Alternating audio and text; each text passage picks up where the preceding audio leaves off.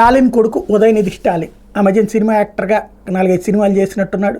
తర్వాత ఎమ్మెల్యేగా గెలిచాడు, వాళ్ళ తాత నియోజకవర్గం నుంచి గెలిచాడు. ఇప్పుడు ఇక వారసత్వం కరుణానిధి బతికుండగానే ఇద్దరు కొడుకులకి వారసత్వ పోరు వచ్చింది. అది అళగిరి స్టాలిన్. పెద్ద కొడుకు అళగిరి కొడుకుగా పెద్ద కొడుకుగా వారసత్వం నాదంటే స్టాలిన్లో చురుకుదనం ఎక్కువ ఉందని కరుణానిధి స్టాలిన్కి అప్పచెప్పాడు పార్టీని. ఇప్పుడు తన తర్వాత వారసుని స్టాలిన్ రెడీ చేసేసాడు ఉదయనిధి స్టాలిన్. ఇక్కడ గొడవ లేదు, పెద్దగా పోరాటం ఏం లేదు.